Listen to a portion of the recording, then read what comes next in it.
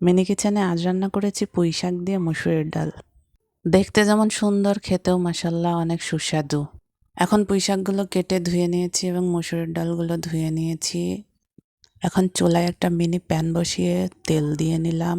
এখন তেলের মধ্যে পেঁয়াজ কুচি এবং 2টা কাঁচামরিচ কুচি দিয়ে ভেজে নেব, হালকা করে ভেজে নেব। এখন এর মধ্যে দিয়ে দেব লবণ, হলুদের গুঁড়া, মরিচের গুঁড়া, ধনিয়া গুঁড়া, জিরা গুঁড়া। এখন এর মধ্যে সামান্য পানি দিয়ে সুন্দর করে মশলাগুলো কষিয়ে রান্না করে নেব। মশলাটা খুব সুন্দর করে কষানো হয়ে গেছে। এর মধ্যে ধুয়ে রাখা মসুরের ডালগুলো দিয়ে সুন্দর করে কষিয়ে রান্না করে নেব। ততক্ষণে তোমরা ভিডিওতে লাইক করে দাও, চ্যানেলটি সাবস্ক্রাইব করে দাও। ডালগুলো কষানো হয়ে গেছে। এখন এর মধ্যে দিয়ে দেবো ধুয়ে রাখা পুঁই শাকগুলো। পুঁই শাকগুলো দিয়ে সুন্দর করে কষিয়ে রান্না করে নেব। সময় নিয়ে কষিয়ে রান্না করতে হবে। পুঁই শাকগুলো কষানো শেষ। এখন এর মধ্যে দিয়ে দেব ঝোলের পানি।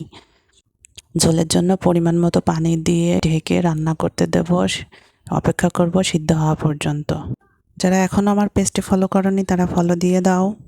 আমাদের রান্না কমপ্লিট। এই তো সুস্বাদু পুঁই শাক আর মসুরের ডালের সবজি রেডি। দেখা হবে নেক্সট ভিডিওতে। ততক্ষণের জন্য আল্লাহ হাফেজ।